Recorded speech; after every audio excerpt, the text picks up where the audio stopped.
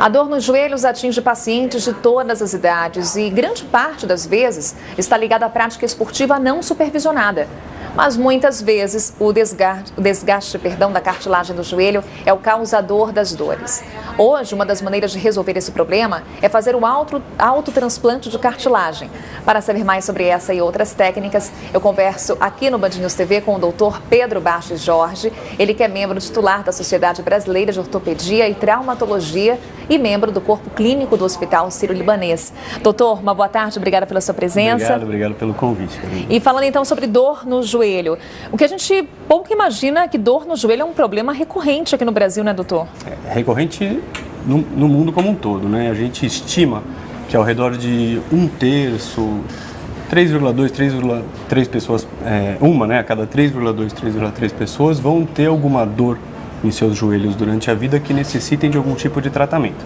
Então é um problema bem recorrente. O que causa dor no joelho? A gente pode apontar uma causa específica? Então, Caroline, uma das principais causas hoje em dia, principalmente no jovem, é a prática de exercício físico, muitas vezes não bem supervisionada. Então, a pessoa que corre bastante, mas não tem uma musculatura adequada, a pessoa que acha que o impacto não vai causar mal na atividade física, então não se preocupa muito com o preparo ou com uma orientação médica adequada. Tem aquela dor no joelho da pessoa mais velha, da pessoa que, a partir dos seus 45, 55 anos de idade, vai apresentando uma dor do desgaste, que é natural, mas que muitas vezes a gente pode também evitar com que ela apareça com um tratamento adequado e um bom acompanhamento. Ou seja, não tem um grupo específico que sofre com a dor no joelho. Evidentemente, os idosos vão ter uma predisposição um pouco maior, mas não se limita a uma pessoa da terceira idade.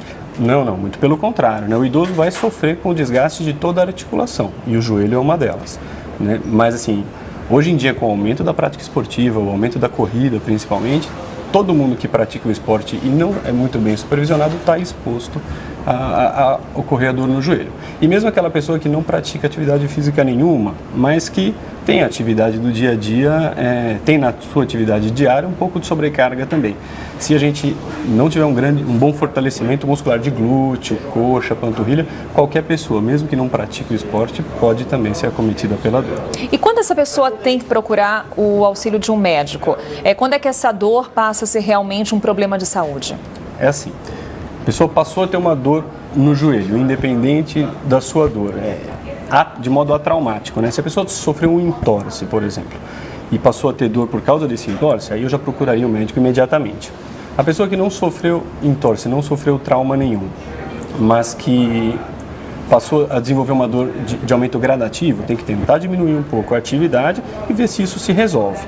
Não se resolvendo em 2, 3 dias, o ideal é sempre procurar o especialista. Tá? Aquela dor que vem acompanhada também de edema articular, ou seja, um inchaço da articulação, eu também acho que merece com que a pessoa procure o seu médico de imediato. E como é que é o tratamento de dor no joelho, doutor? Começa com uma medicação, já parte logo para uma cirurgia? Quando é indicada a cirurgia? Na maioria das vezes o tratamento é não cirúrgico, né? Dessa dor que vem se instalando de forma gradativa. Primeiro tem que fazer uma boa avaliação do equilíbrio muscular, então não adianta a gente olhar só para o joelho.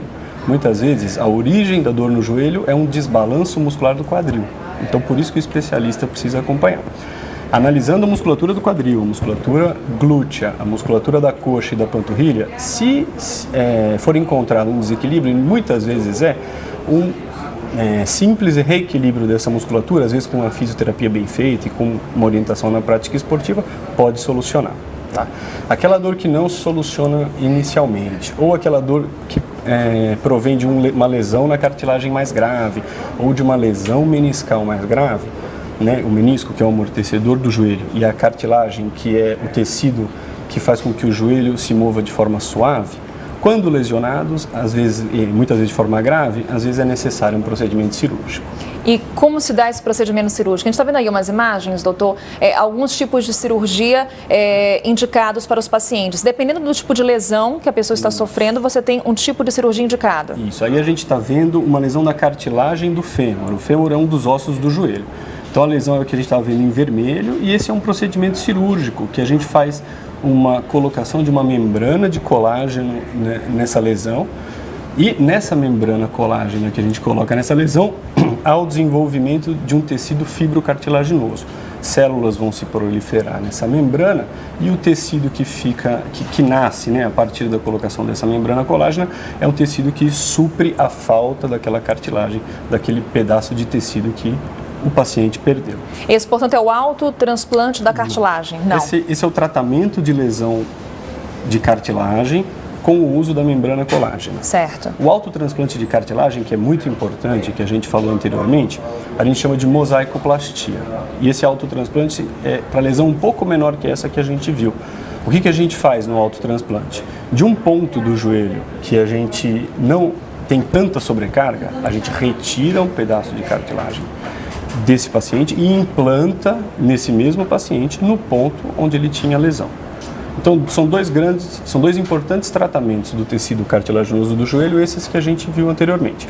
Tanto a membrana colágena, que a gente usa para lesões grandes de cartilagem, quanto o autotransplante, que a gente usa para lesões menores. O autotransplante tem sua vantagem, porque é cartilagem do indivíduo sendo usada nele próprio. Porém, como a gente não tem muita cartilagem disponível para usar como zona doadora, que a gente fala, a gente se limita a tratar lesões menores. O tratamento com a membrana colágena, a gente pode lançar mão quando de lesões maiores, porque aí não tem muito limite. A gente usa a membrana que é feita de colágeno tipo 1 e colágeno tipo 3, derivado do porco. E o tipo de cirurgia feita interfere na recuperação? Com certeza, né? A gente parte das cirurgias teoricamente mais simples, né? Que são aquelas pequenas artroscopias, com as quais a gente trata lesões menores ou lesões meniscais. Normalmente nessas cirurgias a gente tem um mês e meio de recuperação, fazendo bastante fisioterapia, recuperando força muscular. Nessas cirurgias maiores, igual o tratamento de lesões extensas da cartilagem com a membrana ou com o autotransplante, a gente costuma ter de 4 a 6 meses de fisioterapia até ter a reabilitação completa. Então, portanto, pós-operatório vai ter que ter um acompanhamento, muitas das vezes, de um fisioterapeuta também. É o que eu costumo dizer, a minha parte às vezes é a mais rápida e talvez até a mais fácil, né? A cirurgia não é o fim, a cirurgia é só o começo. A fisioterapia depois, bem feita, com o paciente se dedicando ao fortalecimento, é o mais importante também. Conversamos ao vivo com o doutor Pedro Bastos Jorge, doutor. Ele que esclareceu aqui para a gente dúvidas com relação à dor no joelho. Obrigada, doutor, pela sua presença. Eu que agradeço o convite.